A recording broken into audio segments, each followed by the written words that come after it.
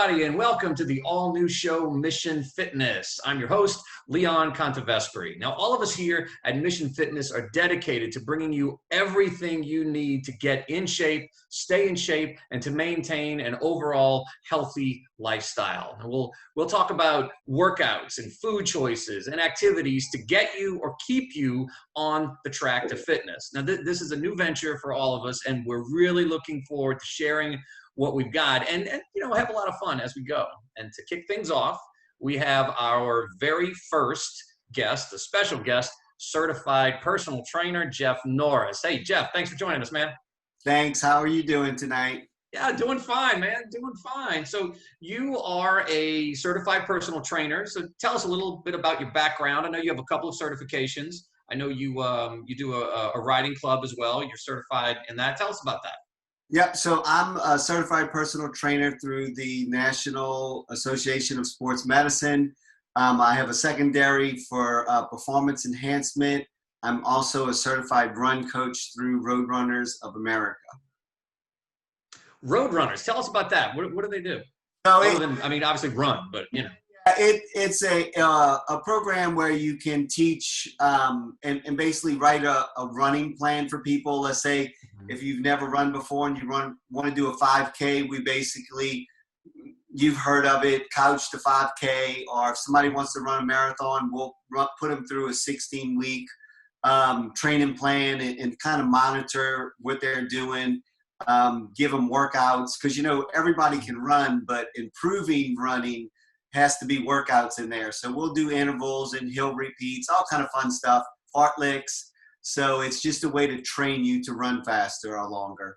Yeah, and I guess a part of that too is you have to protect your joints when you're running, because I know a lot of people who run for many years and they either don't do it correctly or they don't train the muscles around the joints. They have knee problems. So you guys work on that as well?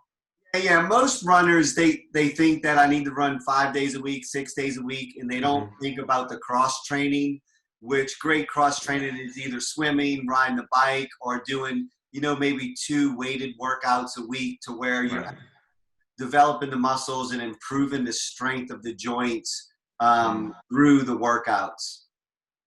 So, what made you decide to do all this, to become a trainer? Was it some aspect of your life that you weren't happy with, or someone or something motivated you to do it? Tell us about that. Yeah, so to make this quick, and it's a great story, but I have 6 children. I was about 257 pounds, and I just was too tired to do anything with the kids. And I ran a marathon, lost a little bit of weight doing that, and then within 3 weeks of the marathon, I gained it all back. And I'm like, this is crazy. I need to figure this out. So I went on an intense journey, lost 90 pounds in 36 weeks, Wow. Kept it off ever since. And that just really spurred me to want to help other people. So I dove into personal training, got my certifications, and I've been doing that. I've worked in boutique gyms for about 1.5 years. I've done one-on-one personal training, and now I'm doing outdoor fitness boot camps. That's really interesting, because I know a lot of trainers, they've been fit their whole lives, so, but you come from it at an angle of not being fit. So you can especially help your clients psychologically as well to help them with the bumps and the bruises along the way that you've already experienced, right? Right. Yeah. And that was kind of my motivation, because, you're in high school and you can do anything you want, right? And you have kids, and all of a sudden getting off the couch hurts, walking to the mailbox hurts, and everybody, they'll look at you and they're like, oh, if you want to do something, just go change. But it's not that easy. There's a lot of mental to it, a lot of mindset stuff to it. And that's part of what I love about the coaching, is trying to give people ways to change habits, change routines. And it's not all about fitness. It's got to be about nutrition. It's got to be about lifestyle. So there's a lot to it. And really, you can join a gym, but it doesn't mean you're going to get healthy or fit. That's just one part of it. Mm-hmm. Yeah, you said the mental aspect of it, and I think that's a great segue into the world we're living in now, in COVID-19, there are so many different considerations now than before this pandemic, and a lot of it is mental. What have you noticed have been the most predominant differences in people's workout routines or their ability to do it? Or, I mean, what do you think about all this? I mean, look, COVID-19 killed the fitness industry where, I mean, gyms are closed just like a lot of other places. Even now they can't open up and there's restrictions and people are afraid to go in. There's some projections that 25% of people who were members will go back. The other 75 won't. Mm-hmm. So that's a huge number when you're looking at it. And what I've seen is one or two things. People just totally give up and they say, I'll get back to it, or they found it negative.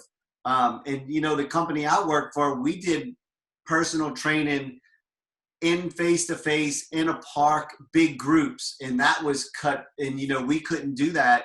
And so we pivoted and we started doing virtual, just like we're doing, virtual calls. We actually do virtual workouts to where I can see what you're doing. I can correct form. We're a community. We have fun. And so it's funny. And just so you kind of have an idea, in a 6-week time period, our company actually grew 20,000 members, 20,000 new people because they wanted to work out. So I think if people found a way to fit it in, they joined. So you had either people looking and really pushing to do something, or people like, I'll just go back later. Yeah. I mean, I was a trainer myself for years, and I remember getting people motivated to just come to the gym was one of the hardest parts about it. And now it's a slight advantage when they don't have to leave their house, and I know I'd like your opinion on this. The intimidation factor is almost non-existent when they're working out at home. So that can actually work to your advantage, right? Right. Yeah. And it's funny because people at first, when they first work out on the virtual platform, they might not want to turn their video on, right? Until they understand that not everybody sees you. And so you kind of talk them through it. And then, they get on there and, just like any personal trainer, you have to work towards somebody's ability. You can't just put somebody in a gym and say squat 300 pounds, right? And so in the virtual world, we have to find those accommodations, those success alternatives to exercises, and we're able to coach them through it.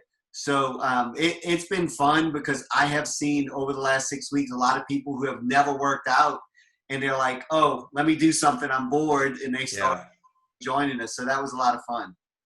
Yeah, I was going to ask, and you pretty much answered it, how your clients are coping with it. But the people I've spoken to that finally took that first step to doing a workout at home, whether it's through YouTube or they just cranked up Alexa and had some tunes playing, and they realized, wow, this is actually fun. I don't have to drive anywhere. I'm sweating by the end of it. So, so it's really good. So have your clients really picked up on that?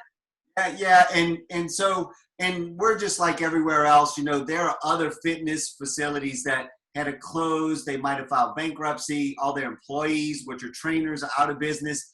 And so when the industry goes through such a big change, I think we're going to see the clients, the people who want to work out, it's going to be a totally different audience when they go back. And you're right. I think some people are going to find it as something good, and the kind of where, people are actually outdoors now. Like I'm seeing families go ride bikes in the afternoon because they can't go eat at restaurants, or the hiking trails are jam packed, on the weekends because people don't have anything else to do. So and it's a bad thing, the COVID-19, but I'm hoping that we actually see a change in people's mindset of, you know what, this isn't that bad going to walk in the outdoors. It's actually pretty nice outdoors.